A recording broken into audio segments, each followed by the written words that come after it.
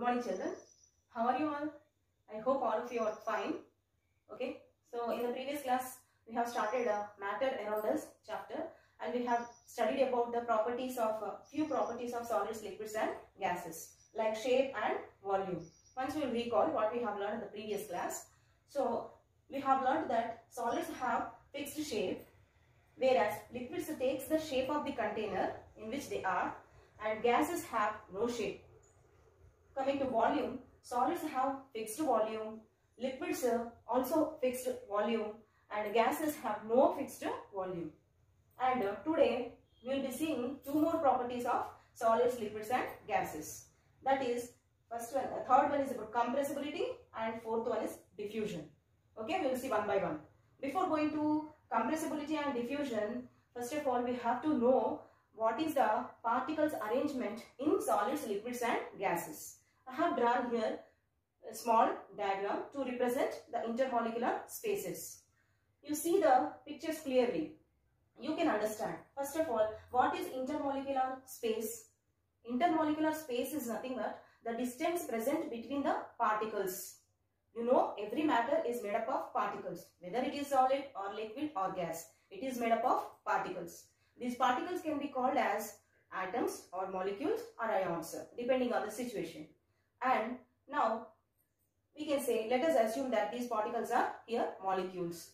Now, if the molecules, if we see the arrangement of these molecules in solids, liquids, and gases, you can see in the solids, all the solid molecules are arranged in an orderly manner. All of them are arranged closely together.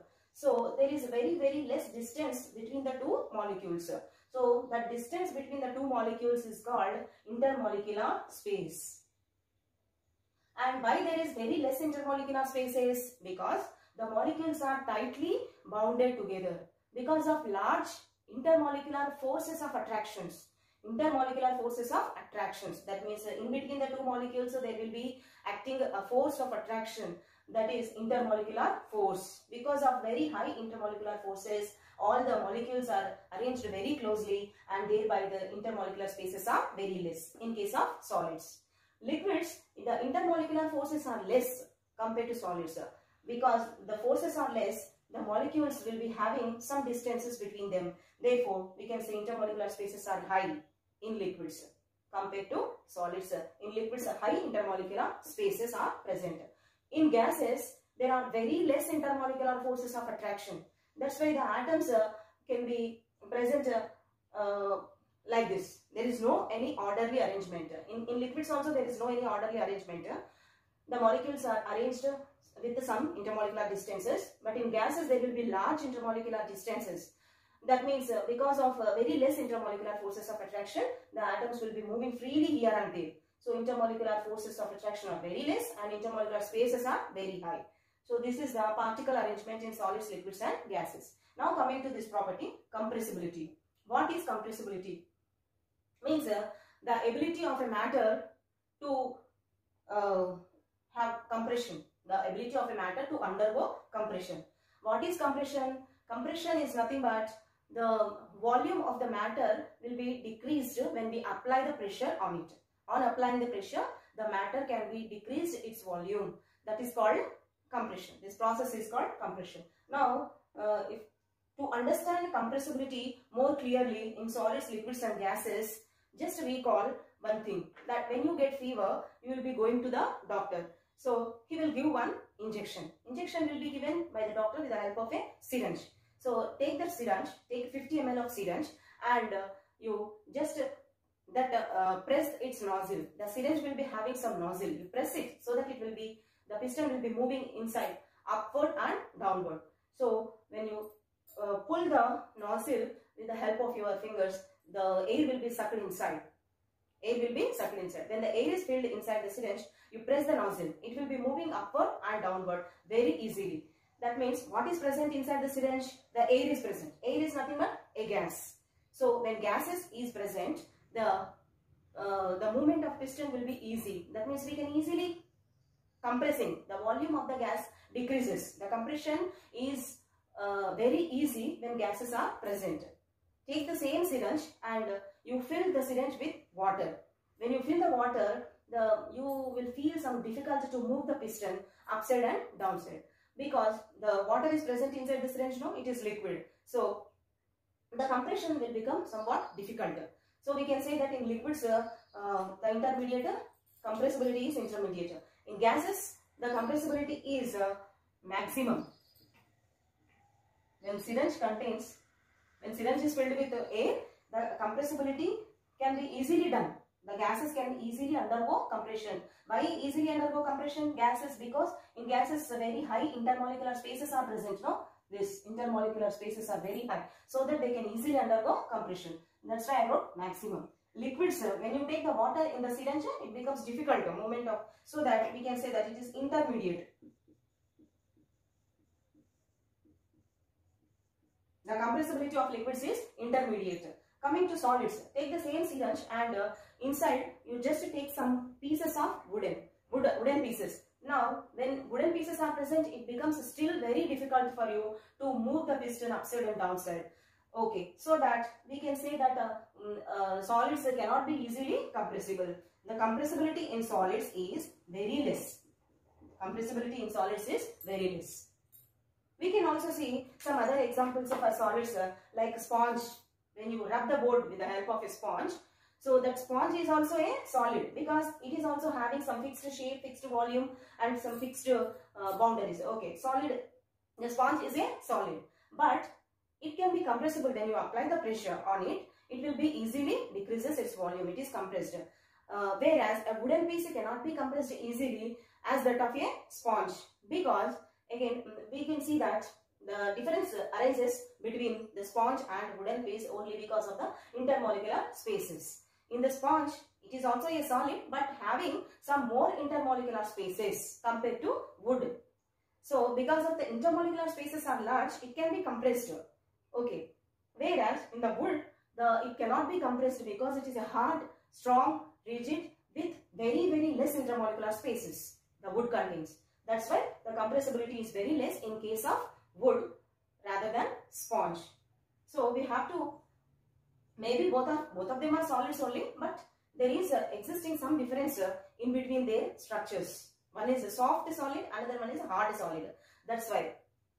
Now coming to the last property, that is diffusion. Okay, diffusion is the property thereby the movement of matter, the movement of particles of matter takes place into the liquids and gases. The movement of particles of matter is called diffusion. So to understand the diffusion easily, we can see some activities.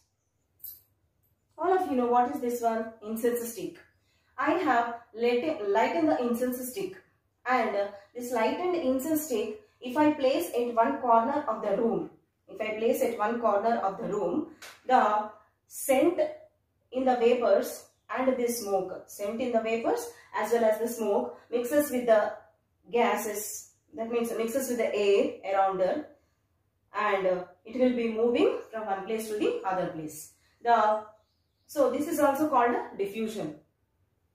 For this activity, what we have to do, we have to take the incense stick and lighten the incense stick and place it in one corner of the room, and you stand in the another corner of the room, and after few moments you can smell the scents of this one, incense stick. Okay, how it is possible? Because the lightened incense stick gives out some fumes, that vapors, the scent vapors as well as the smoke mixes with the air, and it passes from one place to the other place. So we can feel its smell. This movement is called as a diffusion. The movement of particles from one place to the other place is called as diffusion. Okay, and this diffusion in solids, in liquids, in gases, how it is taking place. Solids, okay. Now, observing the diffusion of gases. Here we have seen, this is the example for that. The smoke is nothing but a gas. It can easily diffuse into the gas, that is the gas air present inside the room. The smoke is mixing with the gases present inside the room. So that means in the diffusion easily taking place in the gases. Very high, we can say that, very high. The diffusion is very high or maximum. Very high in case of gases. The gases can diffuse easily into other gases. Even the gases can easily diffuse into the liquids also. For example, some gases like oxygen and carbon dioxide from the atmosphere easily diffuse and dissolve in the water, so that the dissolved oxygen will be utilized by the aquatic plants as well as aquatic animals. The diffusion of oxygen and carbon dioxide into the water of ponds, lakes, etc. Okay, so that it will be useful for the respiration of aquatic animals and aquatic plants. So the diffusion of gases. Diffusion is a property which is most commonly exhibited by the gases. The diffusion is very high in case of gases. Now we will see solid diffusion into the liquid. I have taken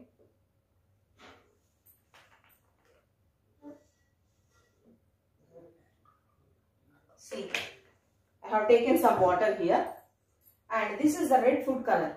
This is the red food color which is edible. I have taken this red food color, and this is solid state. Okay, now solid diffusion into the liquid water. We will see how the solid diffuses into the water. I have added a few small particles of food color into this water. You see, don't disturb the glass, just hold like this and you see the diffusion is taking place. Okay, the particles of red food color slowly diffusing into the liquid. Solids can diffuse into the liquids slowly.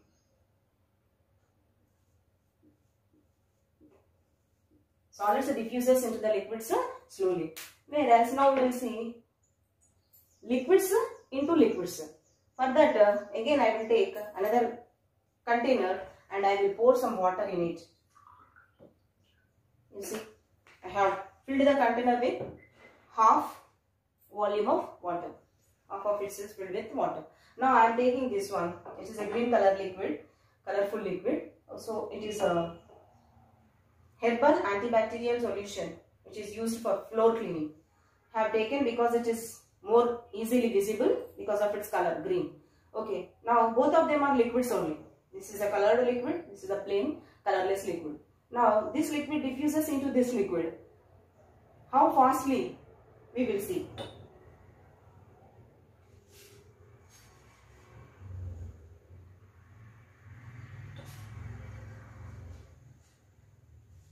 Okay, so here I have added a little amount of this liquid into this liquid. But can you observe that the diffusion is taking place very fastly when compared to this one. Here solid is diffusing into the liquid. Here liquid is diffusing into the liquid. If we compare these two activities, here solid diffusion is still not completed. It is still going on. The solid is still not completely diffused into the liquid. You see, the solid particles, the movement of solid particles inside the liquid is easily visible here. Whereas here the liquid completely diffused into the another liquid. Liquid's diffusion takes place